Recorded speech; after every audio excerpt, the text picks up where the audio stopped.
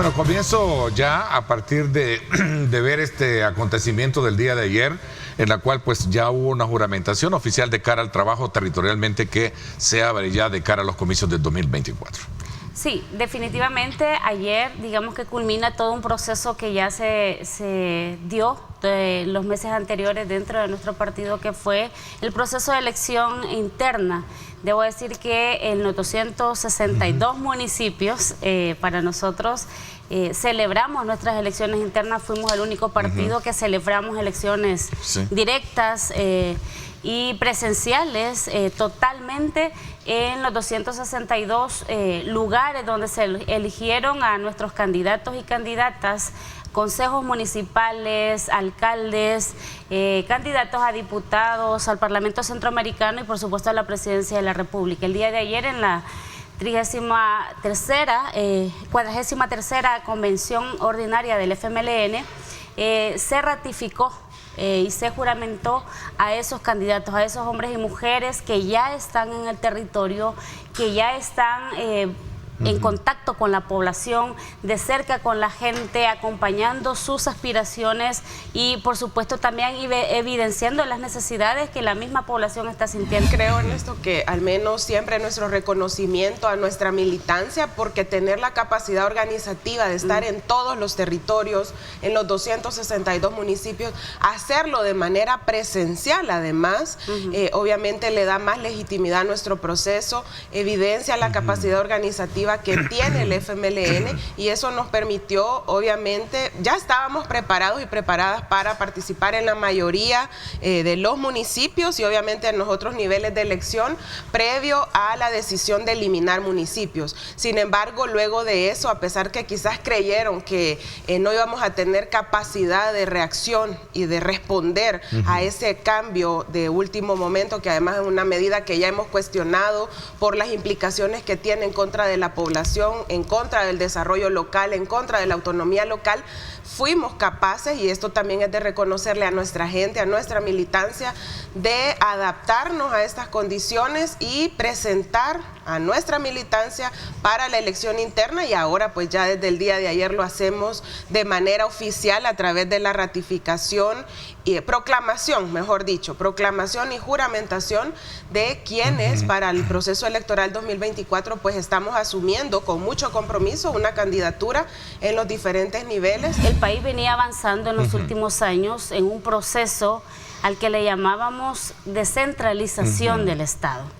¿Qué significa esto? Significa que el Estado puede acercar los servicios a las comunidades, que no tuviese que venir gente desde San Antonio hasta San Salvador para resolver un problema, sino que el Estado fuese capaz de acercar estos servicios. Y el tema de la descentralización del Estado obviamente llevaba una serie de componentes que tenía a su base instituciones fuertes en el área local. ¿Cómo fortalecer el desarrollo local volviendo a administraciones municipales fuertes, competitivas, con capacidades?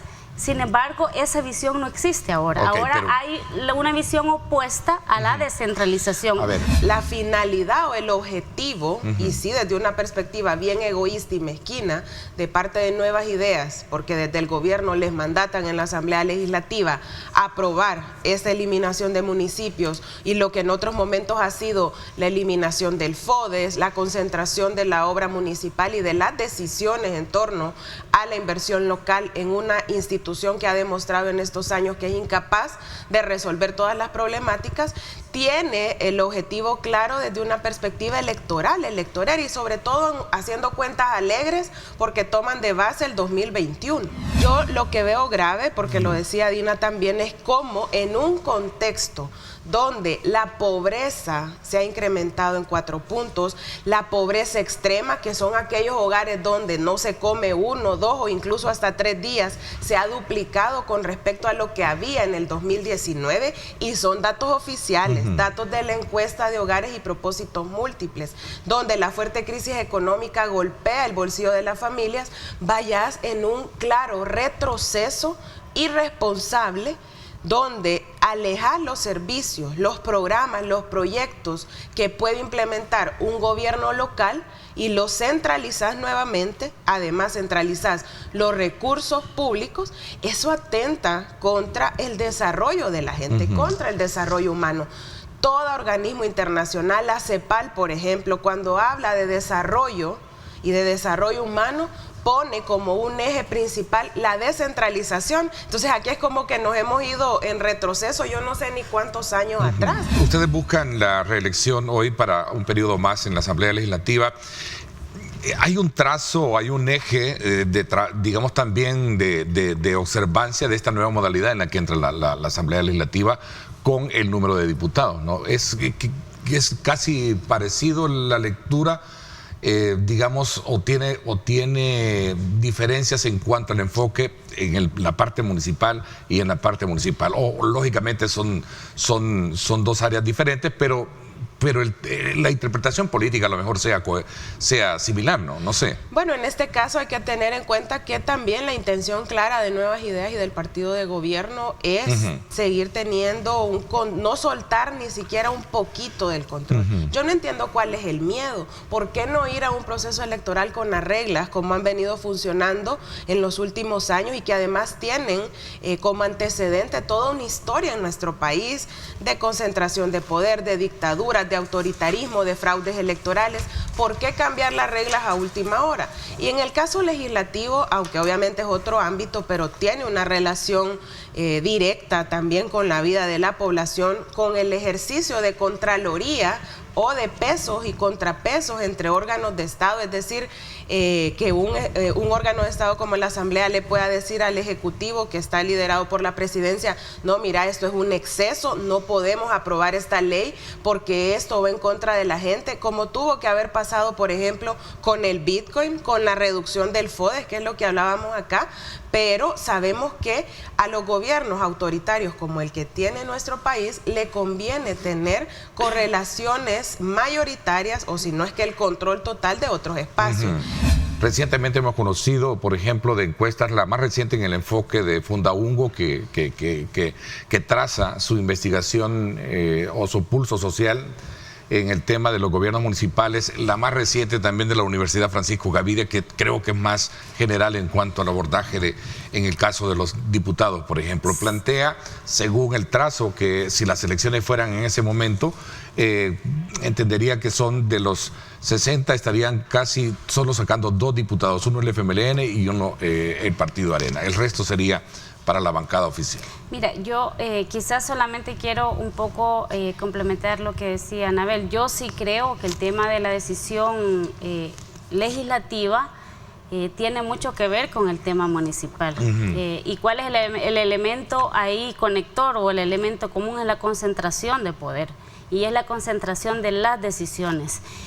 Tanto en lo local, tanto en lo municipal, es decir, Nuevas Ideas al día de hoy no ha sido capaz de administrar los territorios que ellos gobiernan y sus mismos alcaldes, algunos hasta se les han querido salir de control y además de que no le han podido resolver los problemas a la población por la incapacidad, tiene que ver esa decisión de cómo controlar esos territorios. Es más fácil controlar 44 que controlar 262.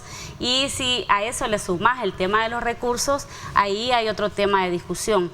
Y claro, en el tema de la Asamblea Legislativa, uno no puede desconocer, la población no podrá desconocer que lo que se busca y lo que buscan con esta decisión es concentrar aún más las decisiones. Entonces, ¿se puede remontar un poco esos números bajo esa perspectiva de resultado de encuestas? Definitivamente hay que trabajar. ¿Y cómo lo harían? Digo, por el hecho de, obviamente, la población tiene sus propias lecturas, como decía, sí. A lo mejor sea un voto, ¿qué? Escondido que esté ahí. Nosotros lo hemos venido haciendo siempre. Primero, y lo otro es que la población sabe quiénes somos, cómo actuamos. No tenemos nada que esconderles y no tenemos un doble discurso con la población. Nosotros no le decimos vamos a hacer una cosa y terminamos haciendo otra. Si decimos no podemos, no podemos. Y si decimos sí, es porque sí.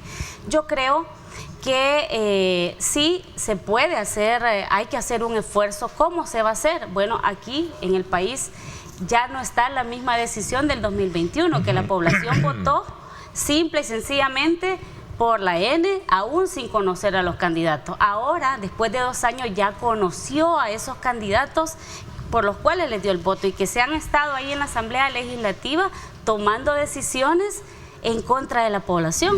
Buenos días, Ernesto, un saludo a tus invitados. ¿Qué opinan que el Grupo de Nuevas no convocan a las comisiones de trabajo?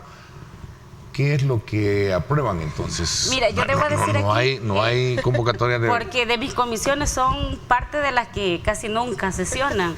Y debo decir esto porque es contradictorio si estos diputados que llegaron en el 2021 a la Asamblea Legislativa con un ímpetu decían que iban a ser 24/7. Y eso no lo digo yo, ahí están los audios, ahí está el registro, que iban a ser 24/7. ¿Qué ha pasado después de 2 años? Esos diputados como que se les acabó la batería o no les permitieron quizás llevar el impulso que ellos decían y ya no convocaron a comisiones. ¿Quiénes convocan a comisiones? Obviamente es la presidencia de la comisión, es la presidencia de la Asamblea Legislativa. Pasan comisiones 4 meses sin sesionar.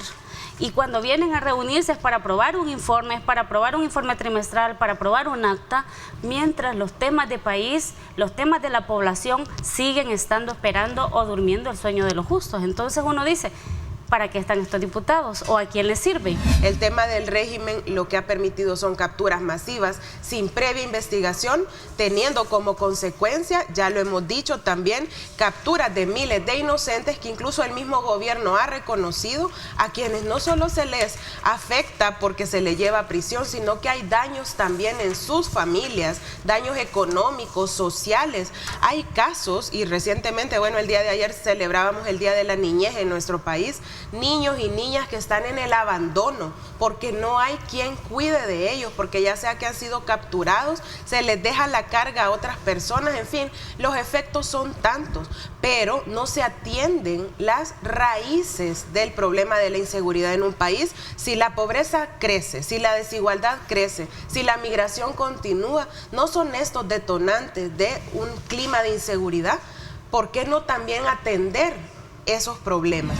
Creo que de cada 10 personas, 7, según un estudio que veía, estarán bajo ese limbo de padecer esta enfermedad. Pero bueno, doctor, bienvenido, qué gusto tenerlo acá con nosotros. Hola Ernesto, ¿qué tal? Pues sí, es un tema muy importante porque la diabetes es la 4ª causa a nivel mundial de muerte por enfermedad no transmisible y implica que aproximadamente puede llegar hasta comprometer al 10% de la población de nuestro país, y lo peor, que es una enfermedad que puede ser prevenible cambiando nuestros estilos de vida, cambiando lo que comemos y por supuesto informándonos de esta enfermedad, de cómo vamos a hacer para identificarla a tiempo. Además es importante porque la diabetes es una causa muy frecuente de infarto de miocardio, de insuficiencia renal, de hipertensión arterial y de obesidad. Esto es una enfermedad que se trae de manera congénita, eso lo escucho decir. ¿Es hereditaria o es producto de un estilo de vida? Todas son correctas. Sí. Para ponerlo en contexto, hay muchas, pero muchas clasificaciones de la diabetes. Pero vamos a hacer una clasificación más reducida y vamos a hablar de la diabetes tipo 1, la tipo 2 y la diabetes gestacional. La diabetes tipo 1 ocurre porque hay algo adquirido, hubo algo que lesionó el páncreas, lesionó la producción de insulina, por eso la diabetes tipo 1 no es del todo hereditaria, sino que es adquirida porque el paciente en algunos casos tuvo una exposición a un virus y desarrolla una infección que lastima el páncreas y lastima la producción de insulina. Entonces el clásico diabético típico 1 es un paciente joven, adolescente, que ya está con la diabetes. La diabetes tipo 2 es aquella en la que hay un factor fuertemente ligado a la herencia, es decir, papá, mamá, abuelo, bisabuelo fueron diabéticos y usted trae una predisposición genética, tiene una herencia con la que tiene que luchar y muchas veces no lo va a poder evitar y aparece la diabetes tipo 2 ya en la edad adulta avanzada. Pasa por precisamente no chequearse, no verificarse y no tratarse según este escalonamiento del cual usted habla. Lo que sucede es que el diabético tiene una de dos situaciones. O no produce insulina o la insulina que produce no es suficiente para poder controlar sus límites de glucosa. Y ahí quiero aprovechar para mencionar esta enfermedad que aparece antes de que usted sea diabético, y es la resistencia a la insulina. Y esto está relacionado, ya vimos que puede haber un factor adquirido, ya vimos que puede haber un factor hereditario, pero también nuestros estilos de vida nos pueden estar condenando a ser diabéticos. Esto es así. Cuando usted en su desayuno ingiere una alta cantidad de carbohidratos a través del pan, del arroz, de los frijoles, de esos frescos naturales con alto contenido de azúcar, la sangre se llena de azúcar y hace como una elevación significativa del azúcar. El páncreas produce insulina para intentar bajar y llevar esos niveles de glucosa a lo normal. Pero como usted le da un estímulo fuerte, la insulina ya no es capaz de controlar esos picos de glucosa.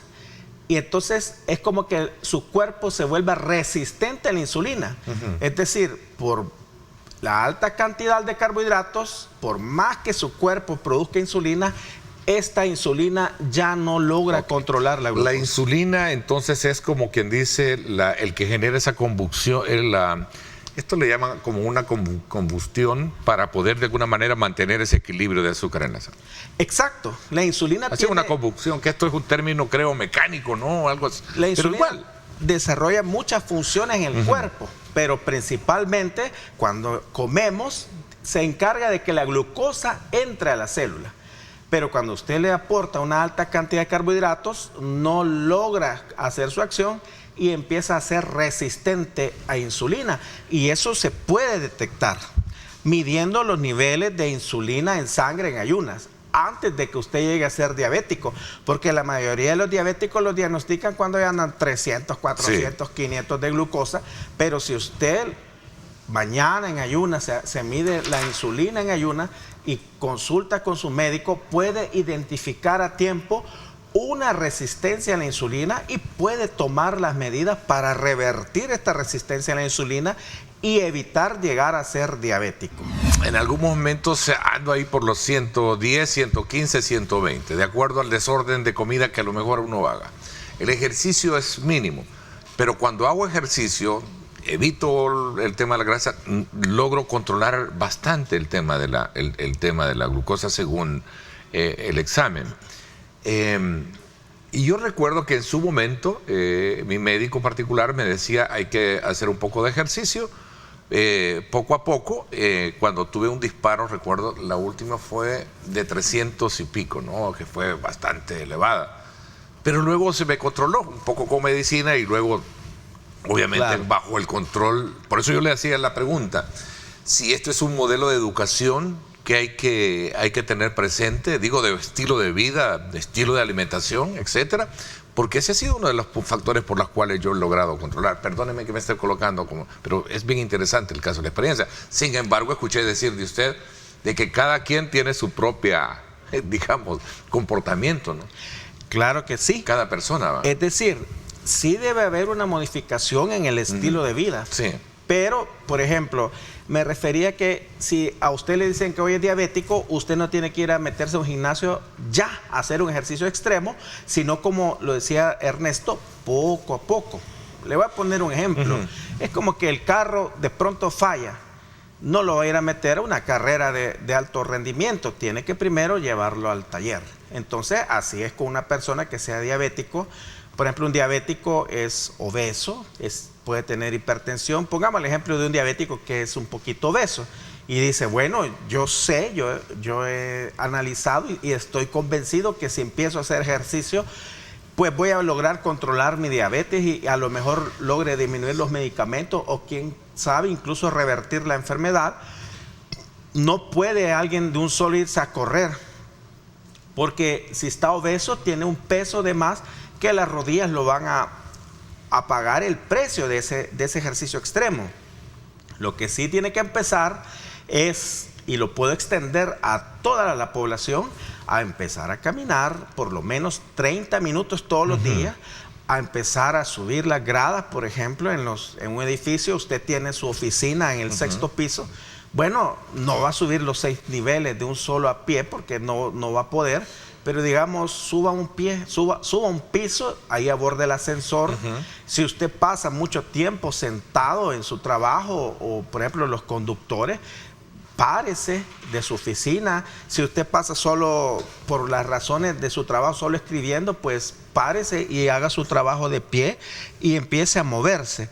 Y gradualmente vaya incrementando la rutina de su ejercicio y a la par de sus chequeos con su médico y cambios en nuestros estilos de alimentación que tenemos que hacer para disminuir los carbohidratos. Definitivamente somos lo que comemos y la diabetes está relacionada con nuestros malos hábitos alimenticios, con el alto ingesta de carbohidratos. Por ejemplo, hablamos mucho de que tenemos que incrementar el consumo de verduras y frutas, pero a veces la población lo malentiende. En general todos lo malentendemos porque pensamos, bueno, yo no consumo una bebida carbonatada, pero sí yo en mi desayuno, a lo mejor muchos de ustedes que nos ven ahorita tienen a la par un jugo de naranja, y ese jugo de naranja tiene una alta cantidad de carbohidratos que al final viene a estimular la liberación de insulina y esta se vuelve resistente. Yo recuerdo que ahora en los colegios, el Ministerio de Educación y en las escuelas tiende a tener un mejor control en cuanto a lo que se venden en los lugares cafetines o cafeterías, ¿no?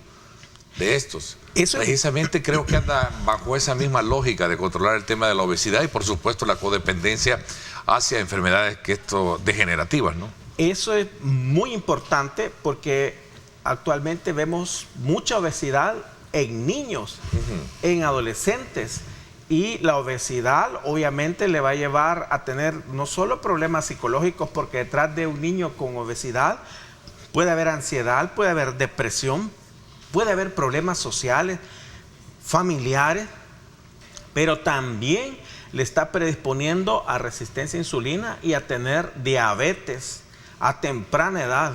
Y eso es muy importante también en la participación de las familias, de los padres, en lo que le vamos a poner a nuestros hijos para su merienda, para su recreo, porque usualmente podemos decir, bueno, le vamos a poner un jugo de estos empacados, o le vamos a poner, qué sé yo, un pan con mantequilla o lo que sea, pero tenemos que mejor pensar qué necesita mi hijo en el colegio. Necesita a lo mejor una botella con agua, a lo mejor en lugar de ese jugo de fruta necesita llevar una fruta, una manzana, una naranja que es rico en fibra, rico en agua y que le va a dar sustento, porque todo lo que hagamos en nuestra infancia va a ser los pacientes que vamos a tener en unos 10, 20 años, que van a estar ahí con obesidad, con hipertensión, con problemas de los riñones y de obesidad. Eso tenemos que tenerlo muy en cuenta, qué es lo que les damos a nuestros hijos, a nuestros niños, a nuestros adolescentes, y qué tanta actividad física están haciendo nuestros jóvenes.